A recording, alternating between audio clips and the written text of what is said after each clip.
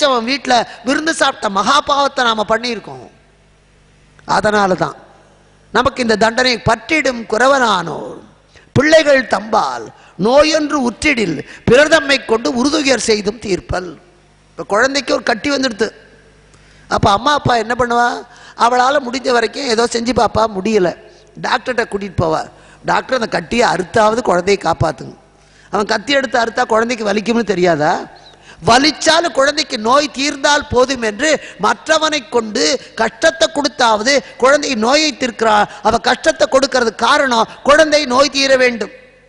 பெற்றிடும் குறவரானோர் பெற்றவர்கள் பிள்ளைகள் தம்பால் நோய் ஒன்று உற்றிடில் பிறர் தம்மை கொண்டு உறுதுயர் செய்தும் தீர்ப்பர். மற்றவர் தன்பால் அன்போ வன்கணோ. அப்படி செய்யறதுக்கு காரணம் அன்பினால காப்பாத்துறாளா, இல்லை இந்த பிள்ளை நாசமா போட்டோம்னு நினைச்சு அது கத்தியால வெட்டுன்னு சொல்றாளா? அதே மாதிரி நம்மிடத்துல பற்றிடும் பவங்கள் தீர்ப்பான் பரமனும் இவைகள் செய்தான். நாம் தக்கனுடைய யாகத்துக்கு போய் அவனை மதிக்காத இடத்துல நமக்குத்தான் கிடைச்சதுன்னு ஆணவத்தோட இருந்தோம் பார்த்தீங்களா? அதுக்காகத்தான் இந்த சூரனால நமக்கு இத்தனை தண்டனைகள். இது எப்படி யார் தீர்ப்பார்? தூத்துக்குடி கடற்கரையில் ஒரு கப்பல் நிற்குது. ஒரு காக்கா அந்த கப்பல் பாய்மரத்து மேலே உட்காந்துருக்கு. கப்பலில் சரக்கெல்லாம் ஏற்றுறதுக்கு ஒரு 2 மணி நேரம் ஆச்சு. காக்கா உட்காந்துருந்தோம். அது வரைக்கும் கப்பல் சரக்கு ஏற்றிட்டு கிளம்ப ஆரம்பிச்சுது. காக்காயும் அந்த பாய்மரத்து மேலேயே உட்காந்துருக்கு. கூம்பில் நடுக்கடலுக்கு போயிடுது. காக்காய்க்கு போர் அடிச்சுது, பறக்க ஆரம்பிச்சுது. இந்த காக்காயால் ரொம்ப தூரம் பறக்க முடியாது. கொஞ்சம் தூரம் பறந்துவிட்டு ஒரு குட்டிச்சோரில் உட்காரும், மறுபடியும் கொஞ்சம் தூரம் பறக்கும். மொட்டைத்தனம் கழுகு மாதிரி பறக்க முடியாது நாள் கணக்கில். இந்த காக்காய்க்கு போர் அடிச்சு போச்சு. சுற்றிலும் எங்கே பார்த்தாலும் கடல். அதுக்கு ஒன்றும் தோணலை. பறப்ப மேலே எழுந்தது. பறந்தால் உட்கார்றதுக்கு நடுக்கடல்லேருந்து அது கரைக்கு வர்ற அளவுக்கு அதனால் பறக்க முடியலை. நடுக்கடலில் குட்டிச்சோரும் இல்லை, தென்னை மரமும் இல்லை. இந்த காக்கா சுற்றி சுற்றி வந்து உட்கார இடம் இல்லைன்னொடனே எங்கேருந்து கிளம்பித்தோ அந்த கூம்புலையே போய் உட்கார்ந்தது.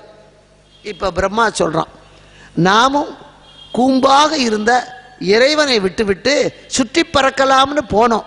யாராலையும் நம்மளை காப்பாற்ற முடியல. கடைசியில் எங்கும் சுற்றி ரங்கரச்சேவின்னு அவங்காலேயே தான் விழ வேண்டி இருக்கிறது. இந்த கப்பலிலே இருந்து வந்த காகத்தை போல நாம அவங்காலில் தான் வேணும். இறைவனையே போய் கேட்போம்.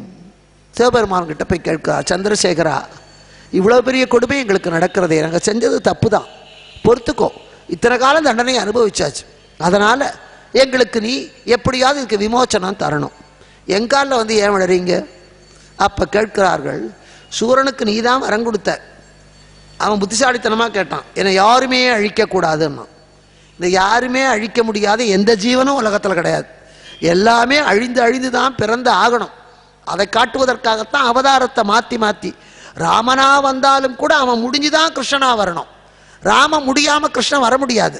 அது மாதிரி எல்லாமே மேடு பள்ளமாகணும், பள்ளம் மேடாகணும், பிறந்து தான் இறக்கணும். நீ எல்லாம் நான் சாகவே கூடாதுன்னு வரேன்னு கேட்க முடியாது. அப்போ அவன் கேட்டான், அப்படி எனக்கு சாவுன்னு ஒன்று வரணும்னா உங்ககிட்ட இருந்தால் வரணும், உன்னால தான் வரணும். அப்போ இறைவன் பார்த்தார், நானே கொடுத்து நானே பிடுங்கிக்கப்படாது, தப்பு. திருமுருகன் பூண்டி கதை, கொடுத்தவனே பிடுங்கக்கூடாதுன்னு ஆளை வச்சு பிடுங்கி கொடுத்தா சுந்தரருக்கு. அதனால் நானே எடுக்கக்கூடாது. அதனால் அப்படின்னா உன் சக்தியால் தள்ளாது வேறு எந்த சக்தியாலும் என்னை வெல்ல முடியாது. அவனுடைய சக்தி அவனுடைய குழந்தையாக தான் வர முடியும். ஒவ்வொரு ஆண் பெண் அவர்களுடைய சக்தியினுடைய பெரும்பகுதி குழந்தையாக வருகிறது. அப்போ உன்னுடைய சக்தி அல்லால் வேறு யாராலும் நான் அழியக்கூடாதுன்னு சூரன் வரம் கேட்டான். அதனால் எம்பெருமானே நின்னை நிகர்த்த ஒரு மகனைத்தான். நின்னை நிகர்த்தானே யாரை கொடுக்க முடியும்? ஆண்டாள் கேட்பா, அப்பா நாங்கள் விரதம் இருக்கோம், எனக்கு சங்கு வேணும், சக்கரம் வேணும். அவ என்ன கேட்டா, பாஞ்சஜன்யமே போல்வன சங்கங்கள் பொய்ப்பாடுடையவனே சால பெரும்பறையே பல்லாண்டு இசைப்பாரே கோல விளக்கே கொடியா விதானமே ஆளின் இலையாய் அருளேலோர் எம்பாவாய். உன் கையில் இருக்கிற பாஞ்சஜன்ய மாதிரி சங்கு கொடுணும்.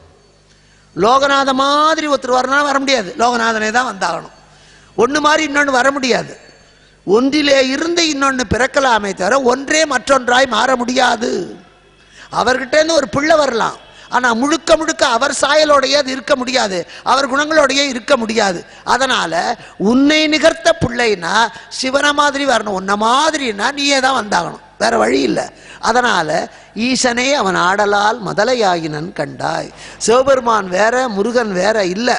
அதுதான் ஒரு குடும்பம். பெருமாளுக்கு குடும்பம் கிடையாது, சிவபெருமானுக்கு மட்டும் எதுக்கு குடும்பம்? அவருக்கு ஒரு ஆனை மாதிரி ஒரு பிள்ளை, அழகான ஒரு பிள்ளை, 2க்கு மேல் வேண்டான்னு அவர் அப்பயே முடிவு பண்ணிட்டாரா? அவருக்கு மட்டும் ஏன் குடும்பம்? அது என்ன அர்த்தம் தெரியுமா? குடும்பம் இல்லை.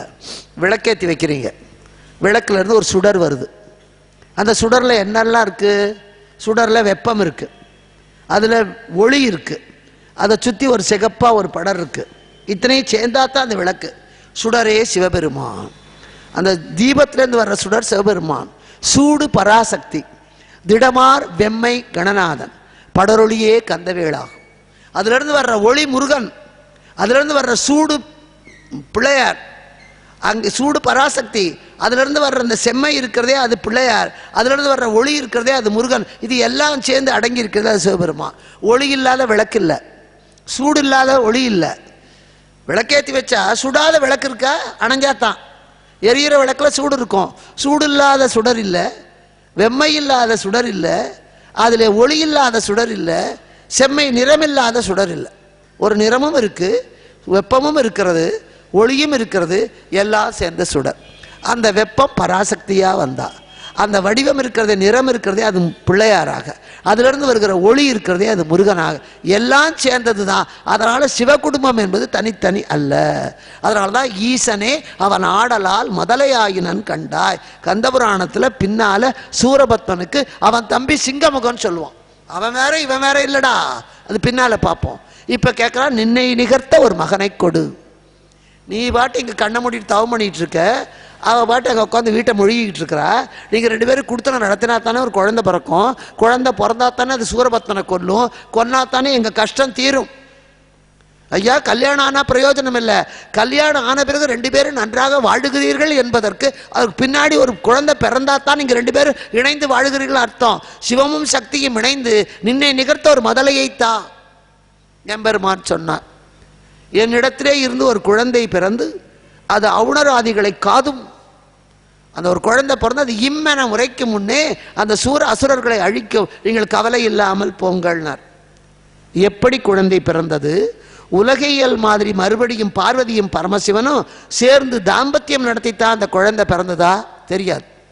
இப்போ சொல்லிட்டார். அப்போவும் அதுக்கு பிறகு இவர் பாட்டு சனகசனாதி முனிவர்களுக்கு கண்ணை மூடிக்கொண்டு அங்கே சின்முத்திரை காட்டிக்கொண்டு தட்சிணாமூர்த்தியாக உட்கார்ந்துட்டார். எல்லா கோயிலும் இருப்பார். அவர் தான் ஞான வடிவம், அமைதி வடிவம், சிவனுடைய அமைதி வடிவம் தட்சிணாமூர்த்தி. அவருடைய ஆனந்த வடிவம் நடராஜா, அவருடைய போக வடிவம் சோமாஸ்கந்தர், அவருடைய கோப வடிவம் பைரவர். எல்லா வடிவமும் ஒன்று தான். இப்போ ஒரு சின்முத்திரை காட்டுகிறார். உயிரை சார்ந்திருக்கிற காமம், குரோதம், லோபம் என்ற 3 நம்மளை பிடிச்சிக்கிட்டு தான் இருக்கும். நெல்லுக்கு உமி மாதிரி நாம் பிறந்த போதே நான் என்ற எண்ணம் நம்ம கூட தான் இருக்கும். அது அவ்வளோ சீக்கிரத்தில் போக முடியாது. உலகத்தில் எல்லாத்துலேயும் ஆசை, நம்ம மேலே ஆசை, இது காமம். அந்த ஆசையின் காரணத்தினாலே வருகிற கோபம், கோபத்தின் காரணத்தினாலே வருகிற சுயநலம், இது 3 ஒன்று சார்ந்தது. இது 3 எப்பவும் இந்த உயிரை ஒட்டி கொண்டுதே இருக்கும். இது ஆண்டவன். ஆண்டவன் தனியாக தான் இருப்பான், உயிர் அதுகிட்ட சேர்றதில்லை. இது 3ஓட சேரும்போது இதுகிட்ட வர முடியாது. எப்போ உயிர் என்பது இந்த காமக்ரோத லோபம் என்ற இந்த அதில் காமம் ஜாஸ்தி. காமம்னா தப்பு இல்லை. பொன் மேலே ஆசை வச்சாலும் அது காமந்தான், மண் மேலே ஆசை வச்சாலும் காமந்தான், பெண்ணு மேலே ஆசை வச்சாலும் காமந்தான், தன் மேலேயே ஆசை வச்சாலும் காமந்தான். காமம் என்பது அளவுக்கு மீறிய ஆசை. அது எல்லாருக்கும் இருக்கும். ஒன்று இல்லைன்னா ஒன்று. நான் நல்லவன், எனக்கு பொண்டாட்டி மேலே ஆசை இல்லையா, பிள்ளை மேலே ஆசை இல்லையா, தினம் சாயந்தரம்னா ஒரு 100 மில்லி போடணும், அது மேலே மட்டும்தான் ஆசை, அதுவும் ஒரு ஆசை தான். நான் நல்லபடியாக சாகணும், அதுவும் ஒரு ஆசை தான். ஆசையை முழுதும் அழிக்க முடியாது, அதுதான் உச்சம். அதுக்கடுத்து கோபத்தை கொஞ்சம் அடக்கலாம், அதுக்கடுத்து சுயநலத்தை அதை விட கொஞ்சம் அடக்கலாம். சுயநலம் இல்லாதவன் பல பேர் இருக்கலாம், ஆனால் கோபத்தில் குறைவாக இருக்கிறவன் இருக்கலாம். காமம் இல்லாத ஆள் யாருமே கிடையாது. இந்த 3ஐயும் விட்டு விட்டு, டை போங்கடா நீங்கள் 3 பேர் எனக்கு வேண்டாம், அந்த தீய நட்பை விட்டுவிட்டு இறைவன் தான் நட்பு என்று எப்பொழுது இந்த உயிர் ஆண்டவனை நோக்கி வருகிறதோ, நாம் வரும்போது இந்த கட்டவரல் நகர்ந்து தான் இதை சேரும். கட்டவரல் இங்கேயே நின்று நீங்கள் தொட முடியாது. இது நகர்ந்து வந்தால் இதுவும் நகரும். ஆண்டவனை நோக்கி நாம் 4 அடி வச்சா இறைவன் நம்மை நோக்கி 10 அடி வைப்போம். அதான் சின்முத்திரை. எப்பொழுது காமக்ரோத லோபத்தை விட்டுவிட்டு என்னையே சரணென்று அடைகிறாயோ உன்னை நான் ஏற்றுக்கொள்கிறேன். இந்த சின்முத்திரை இதை சொல்லி விளங்க வைக்க வேண்டாம். மௌனத்தினாலேயே அவர் காட்டுகிறார். மௌனம்தான் மிகப்பெரிய உபதேசம். அதனால தான் அருணகிரிநாதர் சொன்னார், சும்மா இரு சொல்லற. வேலை செய்யாமல் இருக்கிறது இல்லை, பேசாத. பேச புகுந்தாயோ சாக புகுந்தாயோம்மா. ஒரு ராஜா மந்திரியோட நந்தவனத்தில் உலாவிட்டு இருக்கான். படையெடுத்து வந்துட்டான் எதிரி நாட்டு அரசன். எதற்காக எதிரி நாட்டு அரசன் படையெடுத்து வந்தான்? இந்த ராஜா சும்மா இருக்க முடியாமல் பக்கத்து நாட்டு அரசனை பற்றி எவன்கிட்டயோ இல்லாதையும் பொல்லாதையும் சொன்னான். அவன் போய் வத்தி வச்சுட்டான். உன்னை பற்றி அவன் இப்படி சொன்னான். அவன் ஆத்திரம் எடுத்து படையெடுத்து வர்றான். இதை மந்திரியால் நேரடியாக சொல்ல முடியல, நீ பேசினது தாயான்னு. இவன் பேசிகிட்டு இருக்கிற நேரத்தில் ஒரு பக்கத்தில் இருந்த ஒரு மரத்துலேருந்து ஒரு குயில் குஞ்சு கீழே விழுந்தது. மரத்துலேருந்து கூட்டிலேருந்து ஒரு குயில் குஞ்சு கீழே விழுந்தது. உடனே ராஜா பார்த்தான், இந்த குயில் ஏன் செத்தது? ராஜாவுக்கு அறிவுரை சொல்ல சரியான நேரம். நீ கண்டபடி வாயை திறந்து பேசினதுனால தான் ஐயா பகை வந்தது, பகையினால தான் படையெடுப்பு வந்தது, படையெடுப்பால் தான் உன் நாடு அழிய போகுது, இத்தனையும் சொல்லணும். இப்போ சொல்கிறார், ஒன்றும் இல்லை, குயில் தன்னோட முட்டையை காகத்தோட கூட்டில் வச்சுட்டு போயிடுது. காக்கா அதுவும் தன்னோட முட்டை தான் நினச்சி அடை காத்துது. எல்லாத்துலேருந்து குஞ்சு வந்தது. குயில் குஞ்சு கருப்பாத்தான் இருக்கும், காக்கா குஞ்சு கருப்பாத்தான் இருக்கும். காக்கா நினச்சது இதுவும் தன்னோட குஞ்சு தான், அது கஷ்டப்பட்டு வெளியிலேருந்து உணவு கொண்டு வந்து கொடுத்தது, சாப்பிட்டது. 30 நாள் ஆச்சு. காக்கா நல்லபடியாக பாதுகாத்தது. 40 நாள் ஆச்சு.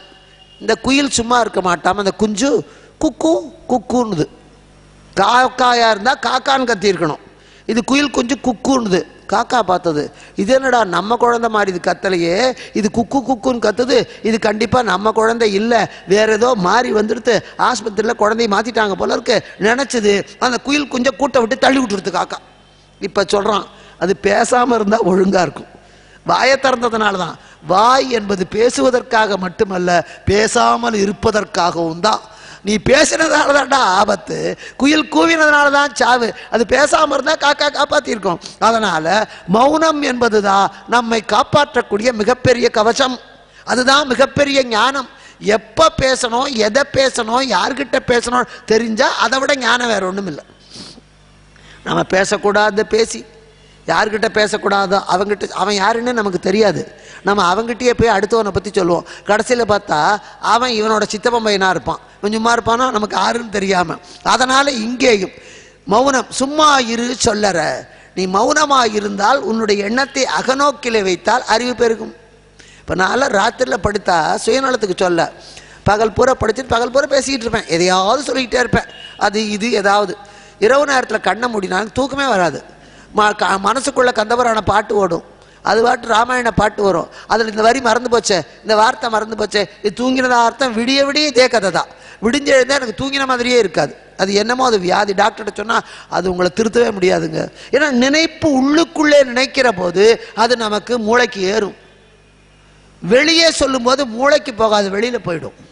பொத்தி பொத்தி வச்சா நம்மகிட்டயே இருக்கும், நாம் விரிச்சு விரிச்சு வச்சா தெருவில் விழும். அது மாதிரி நம்முடைய அறிவை பூரா கொட்டிக்கிட்டே இருந்தால் அது போயிடும். அது அறிவை கொஞ்ச நேரமாவது உள்முகமாக வச்சா அது நம்ம மண்டைக்கு ஏறும். ஏறின பிறகு சொன்னால் பரவாயில்ல, அரைங்குறையமாக ஏறிவிட்டு உபதேசமெல்லாம் பண்ணப்படாது இங்கே. அதனால் அதைத்தான் அருணகிரிநாதர் சும்மா இரு. நீ கையை காலை வச்சுட்டு இருக்கிறதுக்கு பேர் சும்மா இருக்கிறது அர்த்தம் இல்லடா. வாயை பொத்திக்கிட்டு இரு, நட, ஓடு, குதி, டான்ஸ் ஆடு, எல்லாம் பண்ணு, ஆனால் வார்த்தையை மட்டும் பேசாமல் இரு, ஆபத்தே வராது. அதனால தான் பேச புகுந்தாயோ சாக புகுந்தாயோன்னு பழமொழி. நாம் சொல்கிறது அவன் நாம் ஒரு அர்த்தத்தில் சொல்லுவோம், அவன் இருக்கிற மூடில் வேறு விதமாக எடுத்துப்பான், வம்பு வரும். அதனால் இங்கேயும் அதே மாதிரி மௌனமாக இவர் ஞானத்தை சொல்லுகிறார். மௌனமாக இருப்பதே ஞானம். அந்த நேரத்தில் இவர் பாட்டு உட்கார்ந்துருக்காரு, எப்படி பிறக்க போகிறது தெரியல, ஆசை வரணும். கல்யாணம் பண்ணி வச்சு இவன் பாட்டு ஹாய் அப்படின்னு அங்கே போக, இது பாட்டு சீ இந்த பக்கம் போனால் ஒன்றும் இல்லை, ஆசை வரணும். அதனால தான் திருமணத்தில் செய்கிற சடங்குகள் எல்லாம் ஆசையை உண்டாக்கக்கூடியதாக வரும்.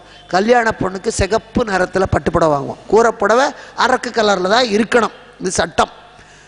அரக்கு கலர் ஒரு நல்ல ஒரு ஆரஞ்சு கருத்தை, துறவியாக இருக்கிறவனும் அந்த காவி கலரில் தான் கட்டுறான். அவன் ஆசையை துறக்கணும்.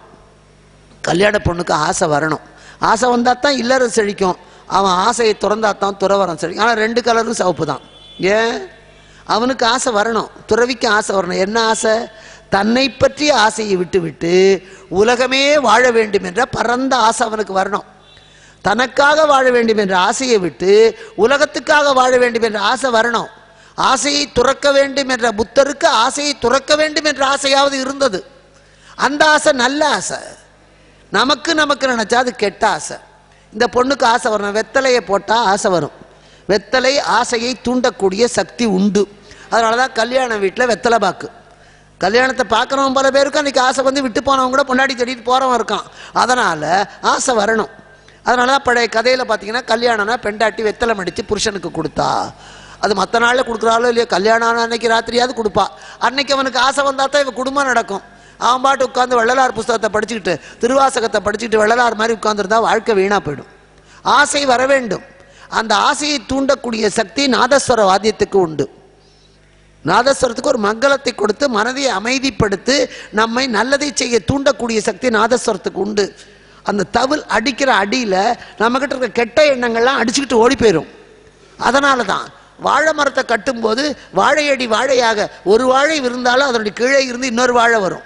அந்த வாழை வந்து குலதள்ளிட்டு தான் கீழே விடும். உனக்கு கல்யாணம் ஆனாலும் உனக்கு பிறகு ஒரு சந்ததியை உண்டாக்கி அவங்கிட்ட பொறுப்பை கொடுத்துட்டு நீ போ, அவன் பிள்ளைகிட்ட கொடுக்கணும், குலதர்மம் செழிக்கட்டுன்னு வாழையை வாசலில் கட்டுறோம். இத்தனையும் ஆசையை உண்டாக்குவதற்காக. இதுக்கு ஆசையே இல்லையா? ரெண்டுத்துக்கும் ஆசையை உண்டாக்குறவனுக்கு பேர் என்ன?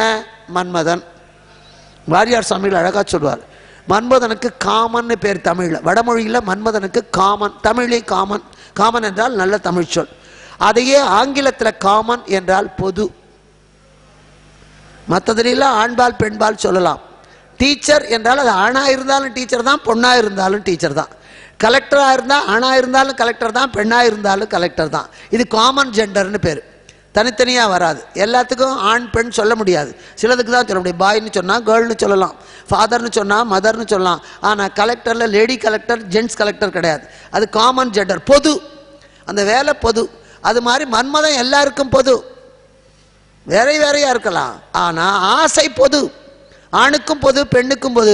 அமெரிக்காக்காரனுக்கு ஆசை வரணும், ஆப்பிரிக்காக்காரனுக்கு ஆசை வரணும், திருப்பூர்காரனுக்கு ஆசை வரணும், சேலத்துக்காரனுக்கு ஆசை வரணும், புழுவுக்கு ஆசை வரணும், பூண்டுக்கும் ஆசை வரணும், புலிக்கு ஆசை வரணும். வந்தால் தான் அதுக்கு பேர் இல்லறம்னு பேர்.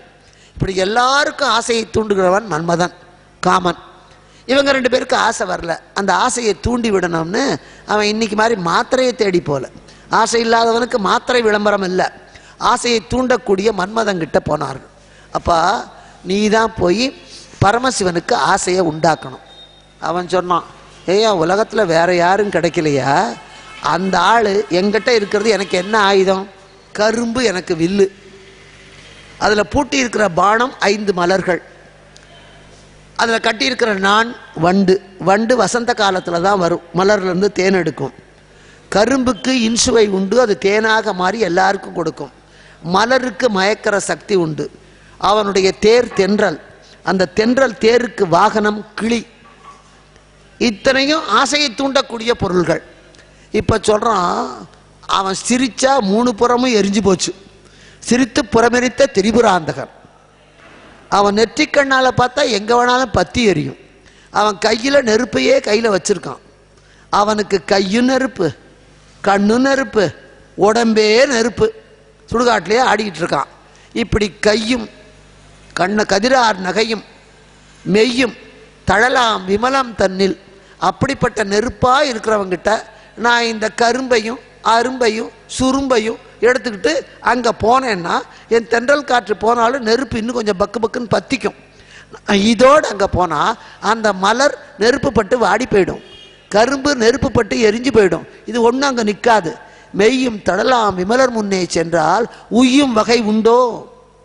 நான் பொழைச்சி வருவேன் ஐயா, என்னையே அனுப்புறீங்க, வேண்டாம் நான் போக மாட்டேன்னா. உடனே பிரம்மா சொன்னா, ஒருத்தருக்கு கஷ்டம்னா அவன் சொல்றதுக்கு முன்னையே உதவுறதுக்கு உத்தமன்னு பேர். அவன் கேட்டதுக்கப்புறம் உதவினா மத்தியமன்னு பேர். அவன் கேட்டதுக்கப்புறமும் உதவலைன்னா அவன் அதமன்னு பேர். நீயா செய்யணும். நீ எங்களில் ஒருத்தந்தான். நாங்கள் வந்து உங்ககிட்ட கேட்குறோம். கேட்ட பிறகு நீ மாட்டேன்னா தப்பு. ஆனால் இந்த பாரு, ஆசையை ஊட்டத்தான் எங்களால் முடியாது, அவஸ்தையை ஊட்ட எங்களால் முடியும். இன்றைக்கும் ஒருத்தருக்கு வேலை பண்ணி கொடுக்க முடியாது. வேலையில் இருக்கிறவரும் அதை விட்டு ஒழிக்க வைக்கிறதுக்கு 1000 வழி இவனுக்கு தெரியும். 1000 வழி தெரியும். ஒருத்தனை பிழைக்க வைக்க வழி தெரியாது. ஒரு டாக்டராகவே இருந்தால் கூட இவனுக்கு பிழைக்கிறதுக்கு என்ன மாத்திரை கொடுக்கணும் தெரியாது. ஆனால் 1/2 நிமிஷத்தில் ஒரு ஊசி போட்டு அவனை சாகடிக்க முடியும். அழிக்க நமக்கு தெரியும், ஆக்க நமக்கு தெரியாது. அது மாதிரி மன்மதா, ஆசையை உண்டாக்க எங்களால் முடியாதுன்னு உன்னை அனுப்புகிறேன். நீ மாட்டேன்னு சொன்னால், உதவி செய்யலைன்னா நான் ஒழிச்சிருவேன். இன்னைக்கு இருக்கிற அரசியல்வாதி எப்படி மிரட்டுவானோ அதுக்கு முதல் இடமே பிரம்மந்தான். உன்னை அழிச்சிருவேன், இறந்து விடுவாய். இப்போ அவன் பார்த்தான், இவங்கையால் எப்படி சாவு. அங்கே போனால் அவர் நெருப்பு, கண்ணை திறந்து பார்த்தா நான் சாம்பல் ஆகிடுவேன். போகாமல் இருந்தால் இவன் அழிச்சிருவான். எப்படி சாவு முடிவு. இப்போ என் கையில் இருக்கிறது என்னன்னா, எப்படி சாகிறதுன்னு தான் முடிவு. சாகிறது நிச்சயம், அது எப்படி சாகிறது, யார் கையால் சாகிறது, இதை வச்சு தான் தென்னாலிராமன் கதை எழுதினான். கிருஷ்ணதேவராய அவர் ராஜாக்களுக்கெல்லாம் இந்த மாதிரி பதவியில் இருக்கிறவங்களாம் இந்த மாதிரி பைத்தியக்கார ஆசையெல்லாம் வரும். அப்பப்போ நாம் பைத்தியமாக இருக்கிற வரைக்கும் அவனுக்கு பைத்தியக்கார ஆசை வந்துக்கிட்டு தான் இருக்கும். அவன் என்ன பண்ணான், ஒரு 10 பேருக்கு 10 பூனைக்குட்டி வாங்கி கொடுத்தான். 10 பூனைக்குட்டியும் வளர்க்குறதுக்கு நான் பாலும் கொடுக்குறேன். பூனைக்குட்டியை வளர்க்கணும். நான் ஒரு 4 மாதம் கழித்து வந்து பார்ப்பேன். யார் வளர்த்த பூனைக்குட்டி கொழுகொழுன்னு இருக்கோ அவனுக்கு ₹1,00,000 பரிசு. அந்த காலத்தில் கோடியெல்லாம் பெரிய கோடி தங்க காசு, கோடி வராகன்னு பரிசுணும். தென்னாலிராமன் பார்த்தான், இப்படி ஒரு பைத்தியக்கார ராஜா இருப்பானா. ஒரு பூனையை கொடுத்து அந்த பூனைக்கு பாலையும் கொடுத்து அதை வளர்க்குறவனுக்கு போய் ₹1,00,000 பரிசு கொடுக்கறத விட பசியால் வாடுறவனுக்கு கொடுத்தாலும் புண்ணியம் உண்டு, 2 கோவில் கட்டலாம், 2 மடம் கட்டலாம். இந்த பைத்தியக்கார ஆசைக்கு புத்தி கற்பிக்கணும்னு நினச்சான். உடனே என்ன பண்ணால், எனக்கு ஒரு பூனை கொடு, நானும் வளர்க்குறேன்னு. சரி, ராஜா கொடுத்தாச்சு. மற்ற வாங்கிட்டு போனவன்லாம் பாலெல்லாம் ஊற்றினான். இவன் என்ன பண்ணான், அந்த பாலெல்லாம் கொண்டு போய் பூனைக்கு ஊற்றாமல் இவன் குடிச்சுட்டு பூனையை பட்டினி போட்டான். ராஜா நாளைக்கு பூனையை பார்க்க வரப்போகிறான். இவன் பூனை சாகிற மாதிரி கிடக்கு. பார்த்தா இவனை சும்மா விட மாட்டான், இதெல்லாம் தப்பிச்சுக்கணும். அவன் என்ன பண்ணான், ராஜா நாளைக்கு வரப்போகிறான், இன்னைக்கு நல்ல பாலை வாங்கி கொதிக்க கொதிக்க காய்ச்சி அதில் பாதாம் பிஸ்தா எல்லாம் அரைச்சி கலக்கி குங்குமப்பூ போட்டு அங்கே பால் வச்சா இங்கே மணக்குது, ஏலக்காய் போட்டு கொதிக்க கொதிக்க பூனைக்கிட்ட கொண்டு போய் வச்சான். அது ஆயுசில் பாலே பார்க்கல, இன்றைக்கி தான் கிடைக்குது. அது ஆனந்தமாக அந்த வாசனையும் பார்த்து ஆசையோடு ஓடி வந்து நாக்க விட்டுது, சொங்கின்னு சுட்டுப்பிடுது, பின்னாடியே போயிடுது. பால் கிட்டையே வரல. அதான் சூடுபட்ட பூனைன்னு பேர். சூடுபட்ட உடனே அது கிட்டையே வரல, பயந்துக்கிட்டு பின்னாடி போயிடுது. இப்போ அடுத்த அந்த பால் எடுத்து இவன் கொட்டிவிட்டான்.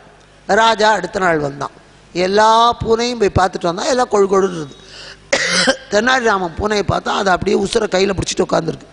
ராஜா சொன்னான், தென்னாலிராமா, தினம் 2 லிட்டர் பால் வாங்கினியே, பூனைக்கு பால் ஊற்றினியா இல்லையா, ஏன் இப்படி சாகிற மாதிரி கிடக்கும்?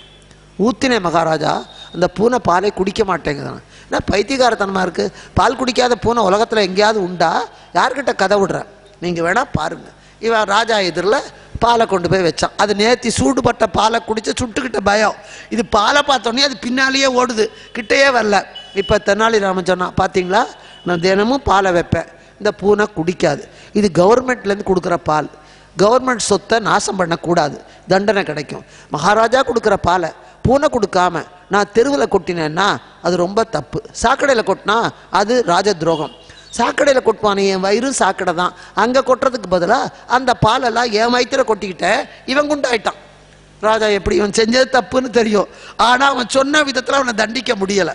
நீ பால் கொடுத்த, நான் பூனைக்கு வச்ச, அது குடிக்கலை, குடிக்காத போது கீழே கொட்டணும், கீழே கொட்டினா அது அரசனை அவமதித்த மாதிரி ஆகும், கீழே கொட்டுவானியா வயிற்றுலையே கொட்டிப்போன்னு கொட்டிக்கிட்ட, அப்படி நான் இதுக்கு தண்டனை கொடுக்க முடியல. ராஜா பார்த்தான், இப்படியே என்னை ஏமாத்துற, என் முகத்திலேயே முழிக்காதுன்னு, உனக்கு நீ பண்ணின தப்பு தெரியுது, உனக்கு மரண தண்டனைன்ட்டான். ஆனால் இந்த மரண தண்டனை நீ புத்திசாலித்தனமாக சொன்ன காரணத்தினால புத்திசாலித்தனமான மரண தண்டனை. எப்படி சாகணுங்கிறது நீயே முடிவு பண்ணிக்கோ. இப்போ மன்மதன் கதை, நீ சாக போகிற, மரண தண்டனை உறுதி, எப்படி சாக போகிற? கத்தியில் குத்தியா, இல்லை கைத்தில் சுருக்கு போட்டா, விஷம் கொடுத்தா, தலகாணி வச்சு மூச்சை அடைச்சா, கிணத்துல போட்டு முக்கியா, இத்தனை வழி இருக்குது. இதில் எந்த வழின்னு நீ தேர்ந்தெடுத்துக்கோ, வழி மட்டும் உனக்கு கொடுக்குறேன், சான்ஸ் கொடுக்குறேன், ஆனால் நீ சாகணும்.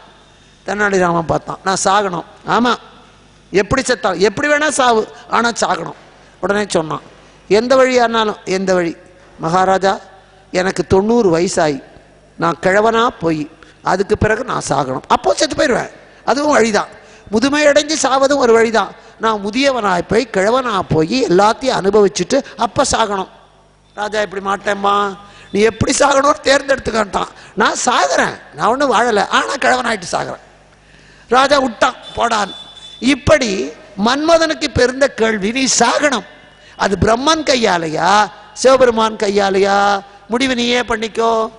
மன்மதன் பார்த்தான், யாரால செத்தா நல்லது, இவன் கையால செத்தா புண்ணியம் இல்லை, சிவபெருமானாலேயே இருந்தால் போகிற வழிக்கு புண்ணியமாவது கிடைக்கும்.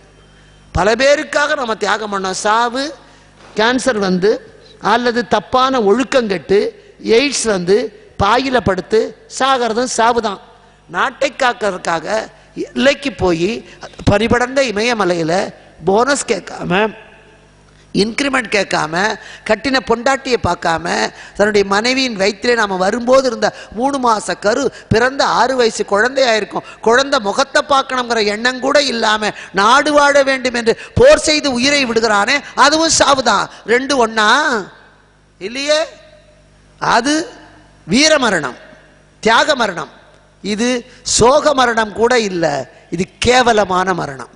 அதனால் இவனும் பார்த்தான், சொன்ன காரியத்தை செய்யாம இவன் கையால கோபத்தில் செத்தா அது அவமானகரமான மரணம். அவன் சொன்னதுக்காக போய் நாட்டுக்காக நான் செத்தா அது மேல், எனக்காக செத்தா தப்பு. அதனால இவர்களுக்காக நான் போறேன், ஜெயிச்சா இவங்க வாழட்டும், முடியலன்னா நான் இவர்களுக்காக உயிர் கொடுத்த தியாகமாவது எனக்கு கிடைக்கும், இறைவன் கையாலே இறந்தால் மோட்சம்தான் கிடைக்கும், போறேன். அவன் மனைவி நானும் கூட வரேன்னா ரதி. 2 பேருமா முதல்ல பொண்டாட்டி கூட்டிகிட்டு போருக்கு போன ஒரே ஆள் மன்மதன் ஒத்தந்தான். அப்படி கூட்டிகிட்டு போனதுனால தான் அவன் பிழைக்கவும் பிழைச்சான். அதனால் மனைவி பக்கத்தில் இருக்கிற வரைக்கும் கணவனுக்கு அவள் உறுதுணையாகத்தான் இருப்பாள் என்பதை காட்டுவதற்காகத்தான் ரதியை அழைத்து கொண்டு கைலைக்கு போகிறான். சிவபெருமான் தவம் செய்து கொண்டு இருக்கிறார். எதிரிலே புதருக்கு பின்னாலே மன்மதன் தன்னுடைய வில்லை வளைத்து கொண்டு இருக்கிறான். அவன் எப்படி அம்பு எய்தான்? மன்மதன் இறந்தானா? சிவனுக்கு காமம் வந்ததா? குழந்தை தோன்றியதா? அது சூரபத்மனை அழித்ததா? ஆற்றல் மிக்கதாக இருந்ததா என்பதை நாளை பார்ப்போம். ஒரு குழந்தை பிறக்க 10 மாதம் காத்திருக்கிறோம், நாம் ஒரு நாள் காத்திருந்தால் தப்பில்லை என்று சொல்லி இதுவரையிலே சொன்னதை தொகுத்து சொல்லுகிறேன்.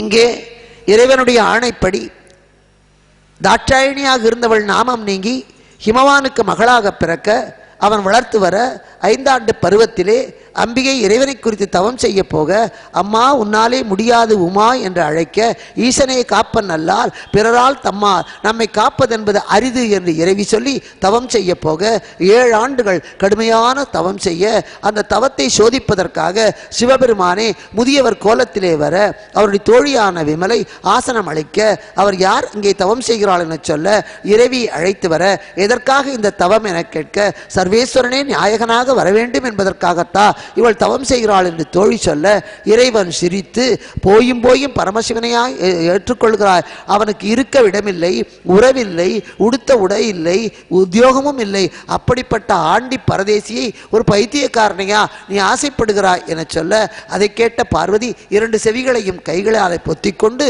அந்த இறைவனுடைய பெருமையை எல்லாம் நீர் மிகப்பெரிய அவமரியாதையாக சொல்லுகிறீர்கள், சிவனிந்தை செய்வதை விட சிவனிந்தை செய்வதை கேட்பதுதான் மிகப்பெரிய சிவ அபராதம் என சொல்லி அந்த இடத்தை விட்டு அப்பாலை போக, இறைவனுடைய உறுதியை மெச்சி அவளுக்கு ரிஷபாரூடராக காட்சி தர, பங்குனி உத்தரத்திலே உன்னை வந்து மணப்பேன் என சொல்ல, அதை தந்தை இடத்திலே சொல்ல, வந்து பெண் கேட்கட்டும் என சொல்ல, சப்த ரிஷிகளை அனுப்ப அவர்கள் வந்து கேட்க, இமவானுடைய மனைவியான மேனை தட்சனை போல என் கணவனுக்கும் ஆபத்து வந்து விடுமோ என சொல்ல, தட்சன் நிந்தனை செய்தான், ஆனால் உன்னுடைய கணவனான இமவான் வந்தனை செய்தார், இவனை வாழ வைப்பார், அப்படி நினைக்காதே என சொல்ல, பங்குனி உத்தர பெருநாளிலே எம்பெருமான் வர அங்க புவனம் முழுதும் ஈன்றாள் கையை பாசமகன்றவன் திருக்கரத்திலே எடுத்து வைக்க, அப்பொழுது எல்லோரும் வந்து இறைவனுடைய திருக்காட்சியை காண வர, அப்பொழுது வடக்கே கூட்டம் தாங்க முடியாமல் அதனுடைய எடை கூட தாழ்ந்து போக, தெற்கே உயர உலகத்தை சமப்படுத்துவதற்காக தனக்கு நிகரான அகத்தியரை